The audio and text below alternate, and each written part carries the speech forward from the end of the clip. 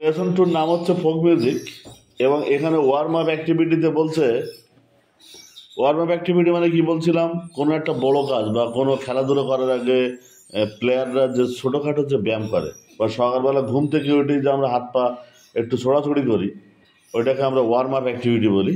ঠিক তেমনি একটা বড় প্যাসেজ, মূল প্যাসেজ পড়ার আগে একটু ছোটোখাটো শরীরকে গরম করার জন্য যে কথাবার্তা বা কাজ, সেটাকে আমরা ওয়ার্ম আপ অ্যাক্টিভিটি বলছি। In the class, give a talk on what you know about Baul, Bhatiali, Bhawaiya songs of Bangladesh. বাংলাদেশে বাউল গান, ভাটিয়ালি গান, ভাওয়াইয়া গান সম্বন্ধে তুমি যা জানো সেই সম্বন্ধে ক্লাসে একটু কথা বলো। তারপরে বলছে request someone in the class to sing a few lines of a folk song. একটা ফোক সঙের কয়েকটা লাইন কাউকে গাওয়ার জন্য অনুরোধ করো ক্লাসে। Then in groups discuss the theme, lyric, style and impact of the song on the listeners. এরপরে কি করবে, ওই যে গানটা, সেই গানটার উপরে আলোচনা করো দলবদ্ধভাবে থিম নিয়ে। থিম মানে বিষয়বস্তু। লিরিক, লিরিক বলতে আমরা যে কথা, কথা সম্বন্ধে, স্টাইল ধরন সম্বন্ধে, ইম্প্যাক্ট প্রভাব, ফলাফল সম্বন্ধে আলোচনা করো।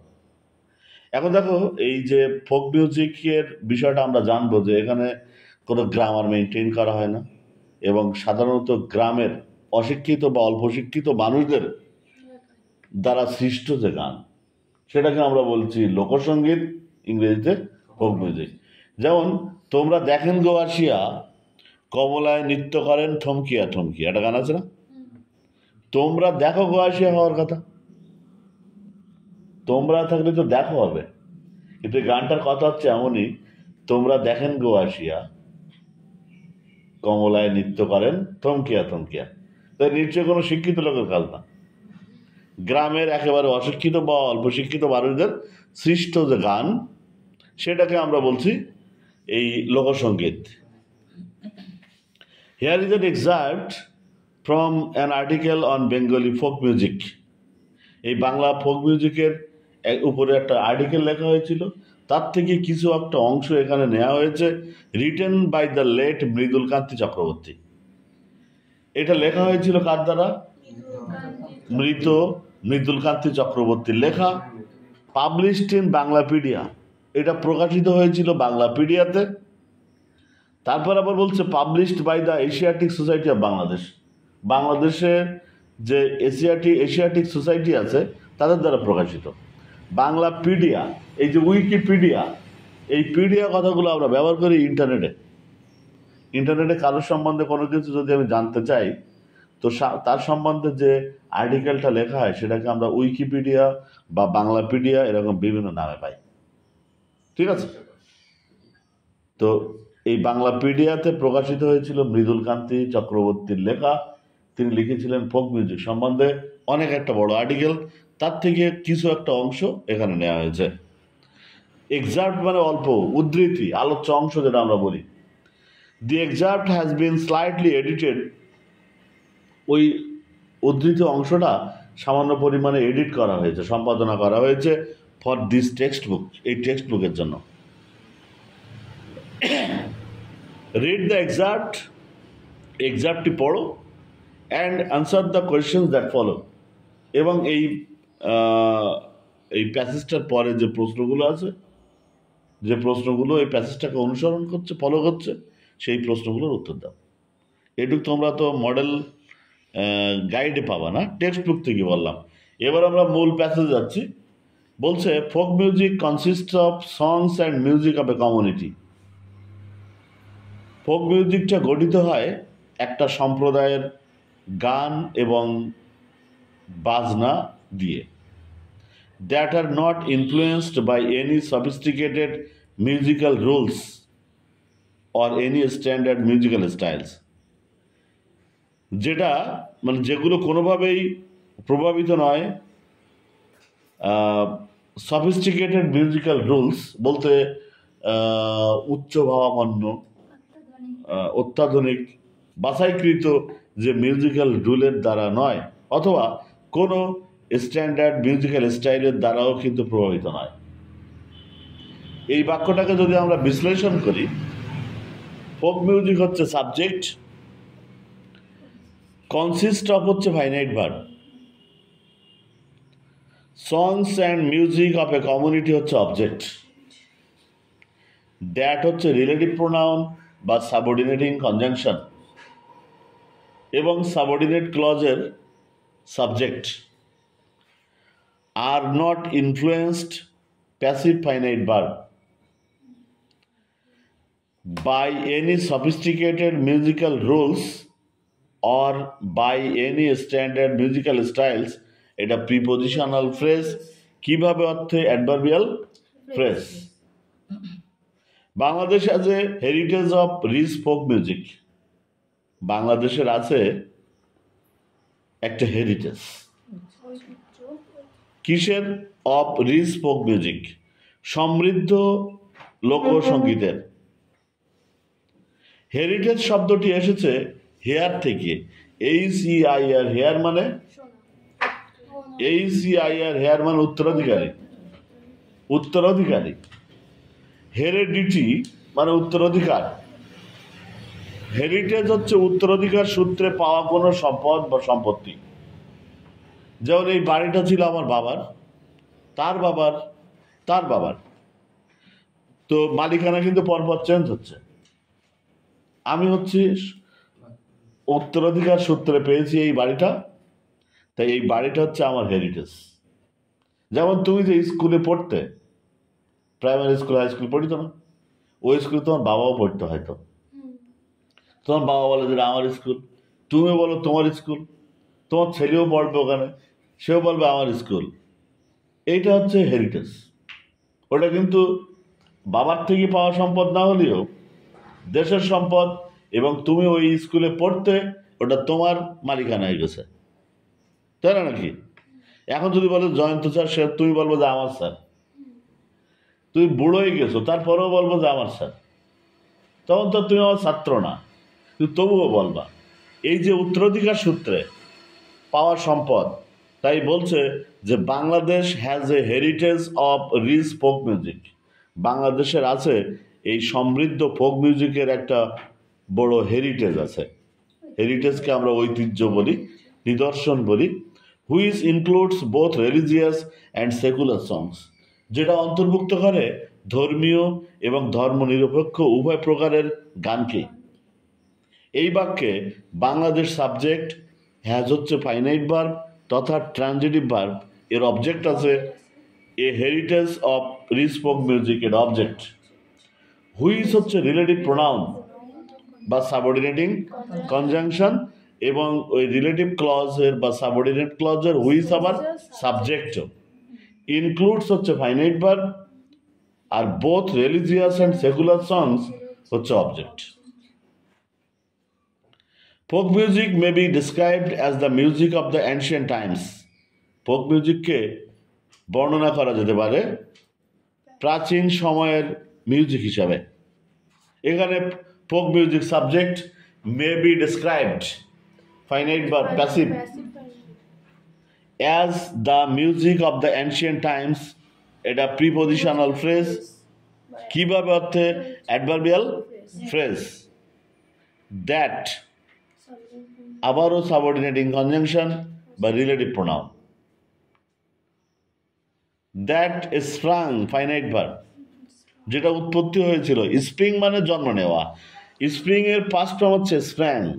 That স্প্রাং from the heart of a community, এই যে from the heart of a community, এটা প্রিপোজিশনাল ফ্রেজ, কোথার থেকে অর্থে অ্যাডভার্বিয়াল ফ্রেজ। তারপরে বলছে based on their natural style of expression, এটা পাস্ট পার্টিসিপল ফ্রেজ। বেস ভার্বের পাস্ট পার্টিসিপল বেসড, যেমন আমরা সাইকেলের গায়ে লেখা আছে মেড ইন ইন্ডিয়া, ভালো করে বুঝো। ফোনের গায়ে লেখা আছে মেড ইন চায়না, ওটা কিন্তু পাস্ট পার্টিসিপল ফ্রেজ। তেমনি ওই ফোক মিউজিকের গায়ে লেখা আছে based on their natural style of expression, এই যে এক্সপ্রেশন মানে প্রকাশ করার কাজটির নাম, তাহলে প্রকাশ করার যে স্বাভাবিক যে ধরন, সেই ধরনের উপরে ভিত্তি করা অবস্থায়। তারপরে বলছে uninfluenced by the rules of classical music or modern popular songs. এটা একটা ফার্স্ট পার্টিসিপল ফ্রেজ, যেটা ক্লাসিক্যাল মিউজিক অথবা মডার্ন পপুলার সংসের যে সমস্ত নিয়ম আছে সেই নিয়মের দ্বারা কোনোভাবেই প্রভাবিত নয় এমন সঙ্গীত, তার নাম হচ্ছে ফোক মিউজিক। ক্লাসিক্যাল মিউজিক উচ্চাঙ্গ সঙ্গীত। উচ্চাঙ্গ সঙ্গীত বোঝো? আমরা তো সাধারণত সারেগামা করা হয় না হারমোনিয়ামে, ওটা কিন্তু প্রাথমিক ধাপ। এরপরে কিন্তু আস্তে আস্তে সারেগা রেগামা এরকম করা হয়। প্রথমে আমরা সারে গামা পাদা নিসা, তাও কি সারে গামা পাদা নিসা, আবার উল্টো দিক থেকে গোড়া চলে আসে। তো তারপরে কিন্তু সারেগা রেগামা এইভাবে শেখা হয়। আস্তে আস্তে কঠিন থেকে কঠিনতর লাইনে যাওয়া হয় এবং সঙ্গীতের কঠিনতম বা উচ্চ মার্গের যে বিষয়টাকে আমরা বলছি ক্লাসিক্যাল মিউজিক। আর ক্লাসিক্যাল পিরিয়ডটাকে বলা হয়, এই একটা সময় ছিল সত্যযুগ। গ্রিক মেথোলজিতে বা ইংলিশ লিটারেচারে এই ক্লাসিক্যাল পিরিয়ডটাকে বলা হয়। সেখানে বলা হচ্ছে যে একটা সময় মানুষ কেউ পাপ কর্মে লিপ্ত ছিল না, সবাই কিন্তু সৎপথে ছিল। এবং বলা হচ্ছে যে এই স্বর্গের সাথে পৃথিবীর একটা কানেকশন ছিল, আত্মীয়তার সম্পর্ক। মানে স্বর্গে কোনো অনুষ্ঠান হলে পৃথিবীর মানুষদের নিমন্ত্রণ করা হতো এবং পৃথিবীর কোনো অনুষ্ঠানে স্বর্গের দেবদেবীরা আসত। এটা পিরিয়ডটাকে বলা হয় ক্লাসিক্যাল পিরিয়ড। তো সঙ্গীতের ক্ষেত্রে আমরা ক্লাসিক্যাল মিউজিক বলতে বুঝি যে সঙ্গীতের সবচেয়ে উচ্চ মার্গের যে বিষয়টাকে। যেমন পড়াশোনার ক্ষেত্রে তোমাকে প্রথমেই মাস্টার ডিগ্রি দেওয়া হচ্ছে না, প্রথমে তোমাকে প্রাইমারি, তারপর জেএসসি, এসএসসি, এইচএসসি, এই যে ধাপগুলো আমরা যেমন উঠছে, অ্যাট লাস্ট যে আমরা পাচ্ছি মাস্টার ডিগ্রি, তারপরে এমফিল আছে, পিএইচডি আছে, সর্বোচ্চ পিএইচডি ডিগ্রি যাদের নামে ডক্টরেট বলা হয়। তো পিএইচডি ডিগ্রি, তেমন সঙ্গীতের ক্ষেত্রে সর্বোচ্চ অংশটাকে আমরা বলছি ক্লাসিক্যাল মিউজিক। তাই এদের উপরে এদের কোনো নিয়মের দ্বারা প্রভাবিত নয়, মানে মানুষের যে সাধারণ যে প্রকাশের ধরন তার উপরে ভিত্তি করেই এই folk music. Any arrangement of sound, শব্দের কোনো ধরনের যে কোনো ধরনের আয়োজন, created by the combination of tune, voice and instrument or dance, যেগুলো সৃষ্ট হয় এই যে সুর, স্বর এবং বাদ্যযন্ত্র অথবা নাচের মিলনের দ্বারা, মে বি ডিসক্রাইবড অ্যাজ মিউজিক, তাকে আমরা মিউজিক বলে বর্ণনা করতে পারি। এই বাক্যের সাবজেক্ট হচ্ছে any arrangement of sound created by the combination of tune, voice and instrument or dance. এই সম্পূর্ণটা সাবজেক্ট, যার হেডওয়ার্ড হচ্ছে অ্যারেঞ্জমেন্ট। সাবজেক্ট তৈরি হয় নাউন ফ্রেজ দিয়ে, এখানে তৈরি হয়েছে। তো নাউন ফ্রেজের হেডওয়ার্ড চিনতে গেলে তোমাকে দুটো জিনিস মাথায় রাখতে হবে, প্রিপোজিশন থাকলে তার আগে হেডওয়ার্ড, এক নম্বর কথা। প্রিপোজিশন থাকলে তার আগে হেডওয়ার্ড। প্রিপোজিশন আছে এখানে, অফ আছে, কয়টা অফ আছে? অফ আছে, বাই আছে, অফ আছে, তিনটে প্রিপোজিশন আছে না? তাহলে তুমি কোন প্রিপোজিশনকে নেবে? প্রথমটাকে নেবে। প্রথম প্রিপোজিশন অফ, তার আগে হেডওয়ার্ড কি আছে? অ্যারেঞ্জমেন্ট। ওইটা কিন্তু নাউন এবং ওইটাই সেন্টেন্সের, সরি সাবজেক্টের হেডওয়ার্ড। নাউন ফ্রেজের হেডওয়ার্ড নাউনই হবে। আচ্ছা, শুরুতে কি আছে দেখো তো? এনি। এনি হচ্ছে কোয়ান্টিফায়ার, যার আর এক নাম হচ্ছে ডিটারমাইনার। মনে রাখবা, ডিটারমাইনার থাকলে হেডওয়ার্ড নাউন থাকে। ডিটারমাইনার যেখানে, হেডওয়ার্ড নাউন সেখানে। ডিটারমাইনার আর্টিকেল এক প্রকারের ডিটারমাইনার, এরকম 5 জন আছে ডিটারমাইনার। আর্টিকেল ডিটারমাইনারের কাজ করে, পজিটিভ কেস ডিটারমাইনারের কাজ করে। গতদিন ভিডিওতে পজিটিভ কেস দেওয়া আছে। My, our, your, Arnab's, Arnab's, Thomas, my pen. এই যে মাই, এই যে পজিটিভ কেস, পজিটিভ কেস বলতো পরে বলবো আরো। আচ্ছা, ডিমনস্ট্রেটিভ বোঝো, this, that, this, those, this pen, that boy, those boys, those girls, this girls. এই চারটা হচ্ছে ডিমনস্ট্রেটিভ, যা নির্দেশ করে এই মেয়েটি মানে দিস গার্ল, ওই মেয়েটি দ্যাট গার্ল, ওই ছেলেগুলো দোজ বয়েস, এই মেয়েগুলো দিস গার্লস। এই চারজন হচ্ছে ডিমনস্ট্রেটিভ এবং এরাও কিন্তু ডিটারমাইনার। মনে রাখবা, এরা থাকলে হেডওয়ার্ড নাউন হবে, আর্টিকেল থাকলে হেডওয়ার্ড নাউন হবে। পজিটিভ কেস যেমন র বা এর ষষ্ঠী বিভক্তি বাংলায় আছে না, পজিটিভ কেস, মাই মানে আমার, my pen, your pen, our pen, his pen, এগুলো সব হচ্ছে র বা এর ষষ্ঠী বিভক্তি মানে সম্বন্ধ কারক বা পজিটিভ কেস থাকলে ওইটাকে বলা হয় ডিটারমাইনার এবং হেডওয়ার্ড নাউন থাকবে। তাহলে গেল কি আর্টিকেল, পজিটিভ কেস, ডিমনস্ট্রেটিভ। এরপরে হচ্ছে কোয়ান্টিফায়ার মানে পরিমাণ নির্দেশ করে। এনি, মেনি, নো, এভরি, 1, 2, 3, 4 সবই হচ্ছে তোমার পরিমাণ বোঝায়। যেমন টু বয়েস, তাহলে টু এখানে পরিমাণ বোঝাচ্ছে, boys noun headword. Any girl, any student, যে কোনো একজন, তাহলে এনি। মেনি স্টুডেন্টস, মেনিও কোয়ান্টিফায়ার, নো স্টুডেন্ট কোয়ান্টিফায়ার। পরিমাণ বোঝাচ্ছে, সংখ্যা বা পরিমাণ বোঝালে সেটা হবে কোয়ান্টিফায়ার। এরপরে আরেকটা নাম হচ্ছে নিউমেরাল, তম। যেমন তুমি কোন ক্লাসে পড়ো, এখন 12, 11 বলো, তাই না? কিন্তু ওটা কিন্তু আমরা 12 ক্লাসেস হবে, 12th class. You are reading in 12th class, you are reading in 11th। যেমন আমরা 1 ক্লাস বলতাম না ফার্স্ট ক্লাস বলতাম, প্রথম শ্রেণী ফার্স্ট, দ্বিতীয় শ্রেণী সেকেন্ড, তৃতীয়, থ্রি তো বলছি না।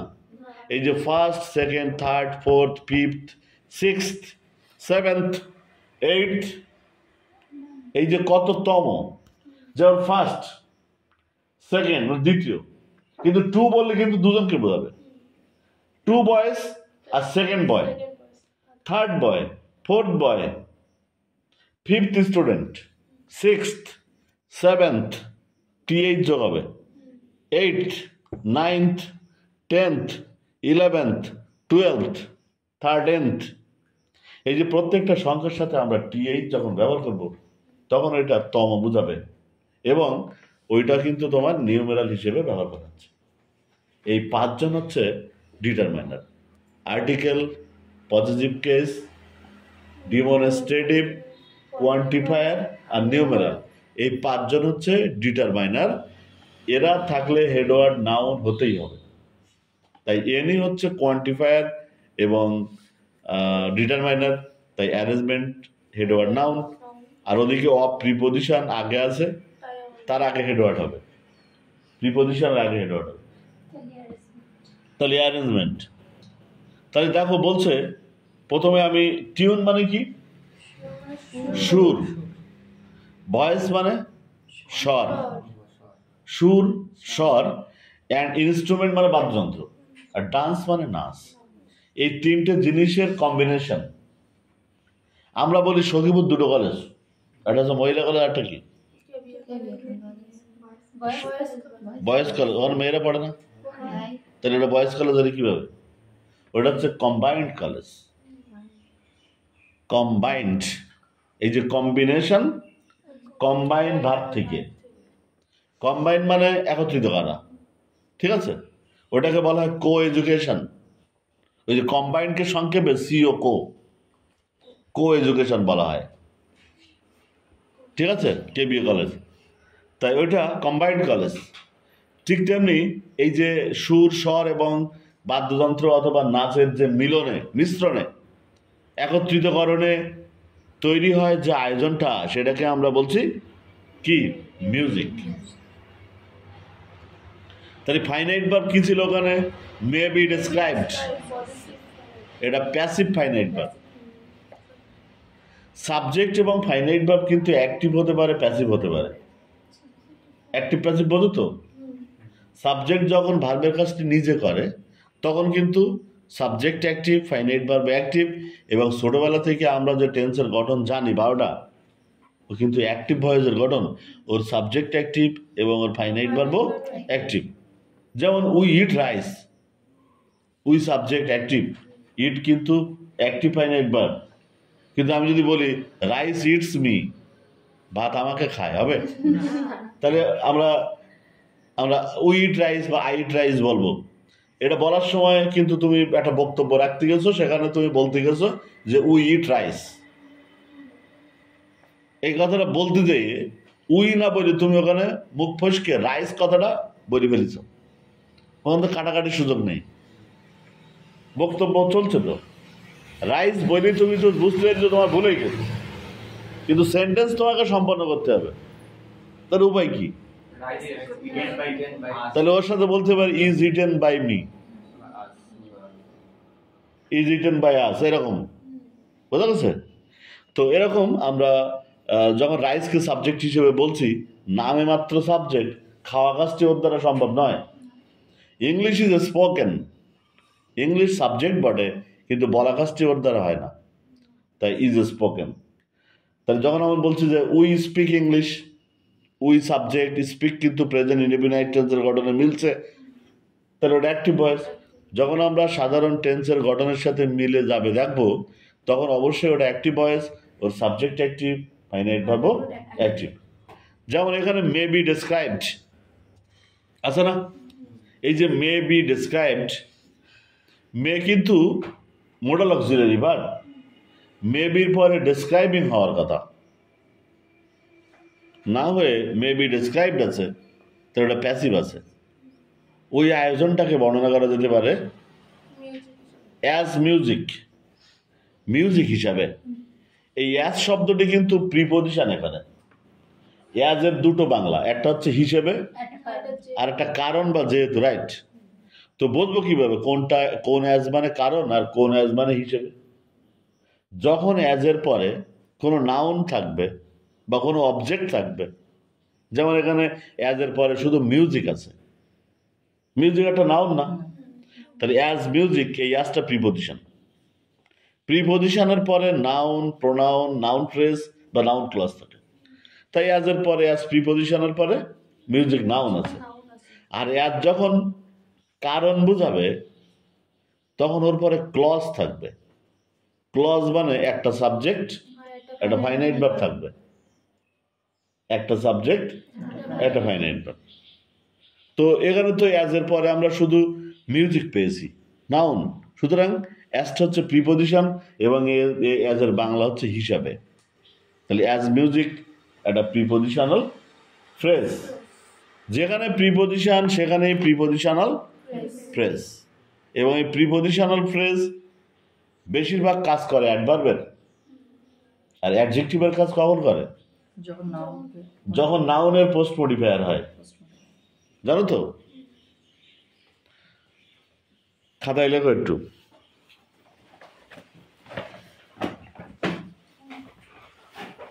We are the people of Satkhira, we are the people of Satkhira.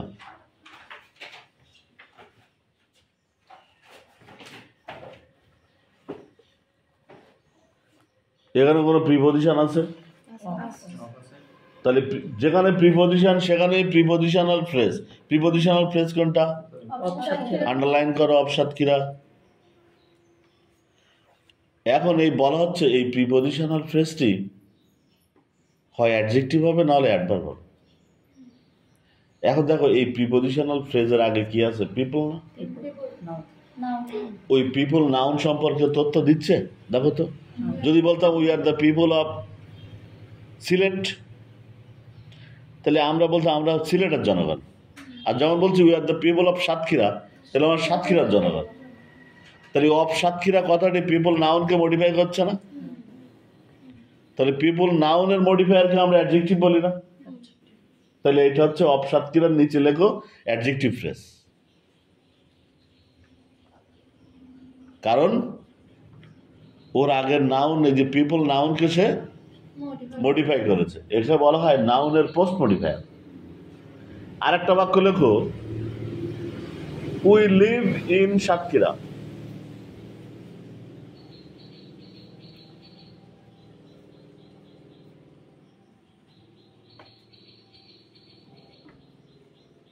এখানে প্রিপজিশন আছে, তাহলে প্রিপজিশনাল ফ্রেজ হচ্ছে ইন সাতক্ষীরা। ইন সাতক্ষীরার আগে কি আছে? লিভ কি? ভার্ব। এখন ইন সাতক্ষীরা কাকে মডিফাই করে? আমরা বাস করি সাতক্ষীরায়। তাহলে এই সাতক্ষীরায় কথাটা আমরাকে মডিফাই করছে না লিভকে মডিফাই? ভার্বের মডিফায়ারকে অ্যাডভার্ব বলা হয়। এটা অ্যাডভার্বিয়াল ফ্রেজ। এক কথায় প্রিপজিশনাল ফ্রেজের কাজ হচ্ছে অন্যের সম্পর্কে তথ্য দেওয়া। অন্যের সম্পর্কে তথ্য দেওয়া। যখন সে নাউনের পাশে বসে নাউন সম্পর্কে তথ্য দেবে তখন সে অ্যাডজেক্টিভ, আর বাদ বাকি সব অ্যাডভার্বিয়াল ফ্রেজ। আর অ্যাডভার্ব বাক্যে কোথায় বসে? যে কোনো জায়গায়। যখন তুমি দেখবো যে ওটা অ্যাডভার্ব, সেটা পরীক্ষা করার জন্য আরেকটা তোমার পরীক্ষা হবে, ওইটারে তুমি বাক্যের অন্য জায়গায় নিয়ে বসাও তো।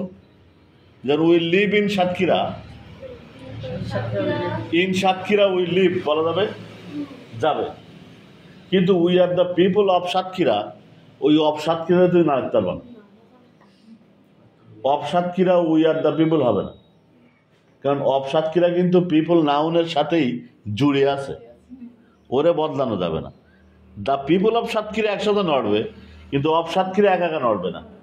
কিন্তু ইন সাতক্ষীরাকে তুমি ইচ্ছা মতো বসাও, যে উই ইন সাতক্ষীরা লিভ হবে, ইন সাতক্ষীরা উই লিভ হবে, আর উই লিভ ইন সাতক্ষীরা তো আছে।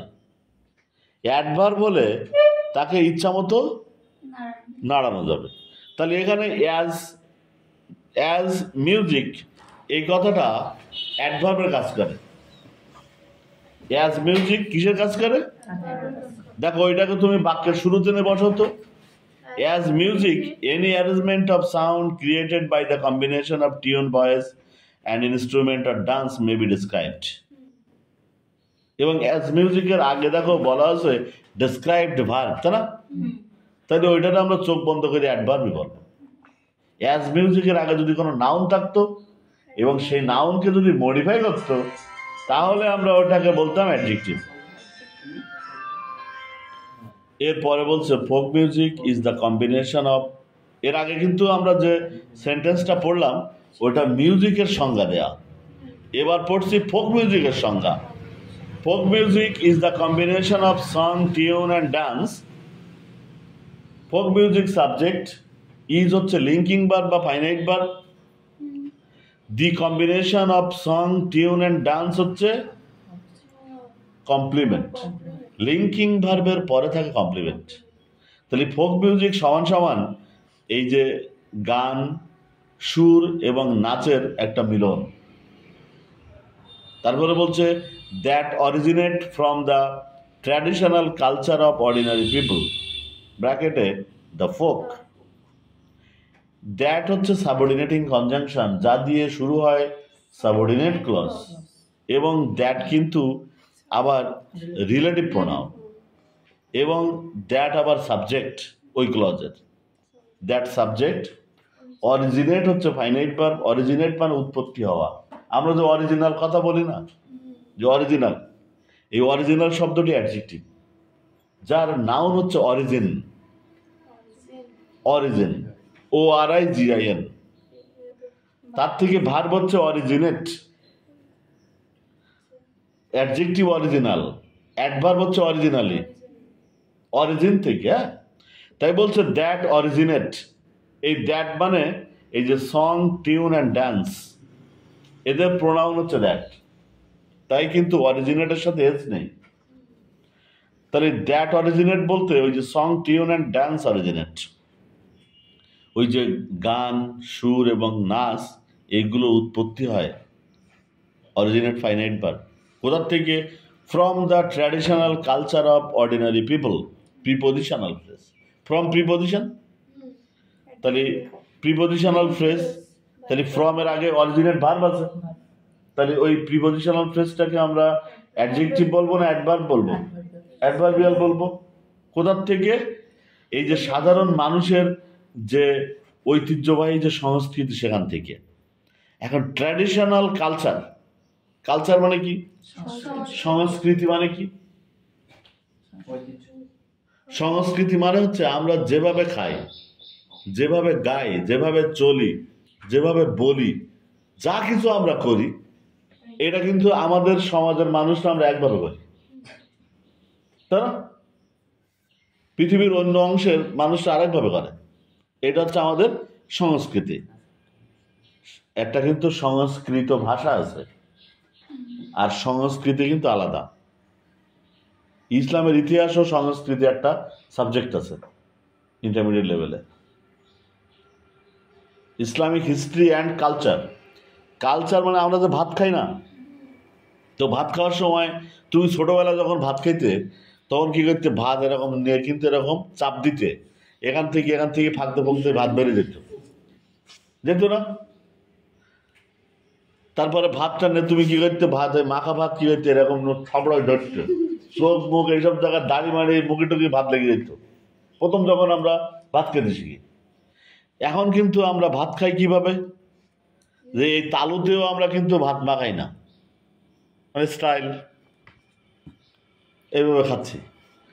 যদি লিপস্টিক থাকে ঠোঁটে, তাহলে ওখানে খাওয়ার ধরনটা আরেক রকম, যে ঠোঁটে লাগবে না কিন্তু ভাত ভিতরে ঢুকে যাবে।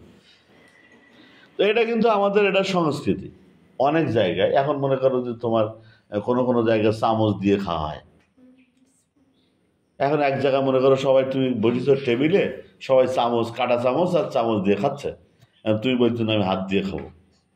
ওই জায়গার কালচারের সাথে তুমি মেলবা না, তাই তোমার ওই দলের সাথে মিলতে গেলে কি হবে? এখানে আমরা সবাই এই বেঞ্চে, এই টেবিলের পরে, বেঞ্চের পরে পড়তেছি। একজন বললো স্যার আমি তো মেঝিতে বসে পড়ি, আমি এই জায়গায় বসে পড়বো। তাহলে ওরা কালচারের সাথে মিলছে না কিন্তু। আবার যদি মনে করো কোনো এখানে টেবিল, চেয়ার, বেঞ্চ টেঞ্চ না থাকতো, আমরা ওগুলো ফ্লোরেই পড়তাম। সুতরাং কালচার হচ্ছে আমরা যেভাবে চলি, যেভাবে বলি, যেভাবে খাই, যেভাবে ঘুমাই, এটা আমাদের সংস্কৃতি, কালচার। এবার আসছি ট্র্যাডিশন। ট্র্যাডিশন মানে হচ্ছে ঐতিহ্য। ঐতিহ্যটা কি? ট্র্যাডিশন বলতে মনে করো আমি বেসিক্যালি আমি কৃষক পরিবারের সন্তান। আমার বাবা, আমার পূর্বপুরুষরা সবাই কৃষক। তো আমি কিন্তু কৃষিকাজ করছি না, আমি কিন্তু ট্র্যাডিশন মেনটেন করছি না। আমি শিক্ষকতা পেশে আসার কারণে জমি জায়গা এখন ভাগে দেয়া, লিজ দেয়া লোকে করে। সেক্ষেত্রে তাহলে আমি কিন্তু ট্র্যাডিশন বজায় রাখিনি। অনেকে বলে না যে আমাদের বংশে 10টা করে গরু কুরবানি দেওয়া, এটা আমাদের ট্র্যাডিশন। বড় লোকেরা কিন্তু এই গল্প করে। কিন্তু মনে করো যে আমার পূর্বপুরুষরা তাহলে 10টা করে গরু কুরবানি দিত, তাই আমি লোকজনের ফলাও করে বলছি যে আমাদের বংশে কুরবানির সময় 10টা করে তুলতো। কিন্তু আমার বংশে একজন চোর ছিল, কিংবা বংশ পরম্পরায় সবাই চোরই ছিল। ওটাও কিন্তু আমার চুরিটাই ট্র্যাডিশন আমার বংশের, ওটা আর বলি না। ওটা ট্র্যাডিশন মানেই পূর্বে যেভাবে মানুষ আচার আচরণ বা যা কিছু করতো, সেটা বজায় রাখাকে ট্র্যাডিশন করা। ঠিক আছে? এখানে দেখা যাচ্ছে যে জিত হচ্ছে ব্রাহ্মণ, তো ব্রাহ্মণরা তো পূজা অর্চনা করে না, কিন্তু ওর ঠাকুর দাদাও পুজো করতে না, ওর বাবাও পুজো করে না, মানে ও কিন্তু ট্র্যাডিশন মানছে না। পৈতেটাইতে সব আছে, কিন্তু পূজা অর্চনা করে না। আর একজন ব্রাহ্মণ আছে, তুমি করো নাই পৈতে আছো? বাবা মাঝে মাঝে করে, মনে হয় বাবা করে না। ওর বাবা শিক্ষকতার পেশায় আছে, যার কারণে ওই লেভেলে যায় না। তো ট্র্যাডিশন মানে কি? আমাদের কিন্তু মানে মাস্টার্স লেভেলে ছিল ট্র্যাডিশনালিজম অ্যান্ড ইন্ডিভিজুয়ালিজম। সবাই যেটা করছে সেটা যখন আমরা করবো ওটা ট্র্যাডিশন, বোঝা গেছে? কিন্তু যখন তুমি সবার থেকে একটু ভিন্ন তখন কিন্তু তুমি ইন্ডিভিজুয়ালিজম। সবাই যেটা করবে সেটাকে আমরা বলছি ট্র্যাডিশন, আর সবার থেকে যখন তুমি একটু আলাদা হবা এটাকে বলা হয় ইন্ডিভিজুয়ালিজম। এবং আধুনিক সময়ে সবাই যেটা করে সেটাকে আমরা বলি মডার্ন, আর সবার থেকে যে একটু আলাদা চলে তাকে বলি পোস্ট মডার্ন। এখন মনে করো যে আমি চুলের এই জায়গার থেকে খানিকটা আমি নাড়া করে ফেললাম, নাড়া করে আমি রাস্তা দিয়ে হেঁটে যাচ্ছি। এখন তোমরা তো আমার চেনো, লোকে যারা আমার চেনে তারা বললো পাগল, নিশ্চয়ই মাথা খারাপ। কিন্তু তোমরা এখান থেকে পড়ে যাওয়ার পরে পড়ে যাচ্ছ, তাই তো পাগল না। এবং সমাজে কিন্তু মোটামুটি আমার একটা অবস্থান আছে, তাহলে তোমরা মনে করবে এটাও তাহলে একটা কোনো ফ্যাশন হবে, নতুনত্ব কোনো কিছু। হ্যাঁ, তো এইটাই তাহলে চলুক। আমি কিন্তু পোস্ট মডার্ন। বর্তমান সময়ের মনে করো যে নায়ক নায়িকা, গায়ক গায়িকা এরকম আছে না যাদেরকে সবাই ফলো করে, কে বলো তো বাংলাদেশে? ধরো সাকিব খান, সে কি করলো মনে করো চুলের বিভিন্ন জায়গায় বিভিন্ন রকম রং,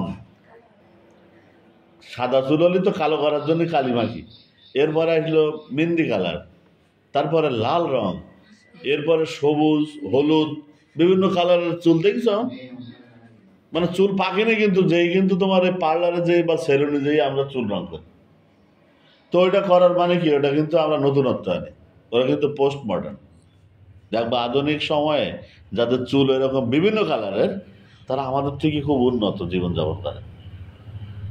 গ্রামের মানুষরা ওটা সাহস পায় না, কিন্তু তুমি ঢাকা শহরে দেখবা যার বাবার টাকা পয়সা আছে প্রচুর, খরচ করার জায়গা নেই, ওরা ওইসব করে। আমার তো চুল কেউ গিয়ে নাপতি বলে যে আসেন স্যার একটু সাইজ করে দেয়, হ্যাঁ মানে ঢোকলেই তো 100 টাকা নেবে। আমি মনে করছি কদিন যাক আর একটু লম্বা হোক। আর ওরা কিন্তু প্রত্যেক দিন দিনের ভিতরে 4 বার শেভ করে। হ্যাঁ, দিনের ভিতরে 4 বার শেভ করে ওরা।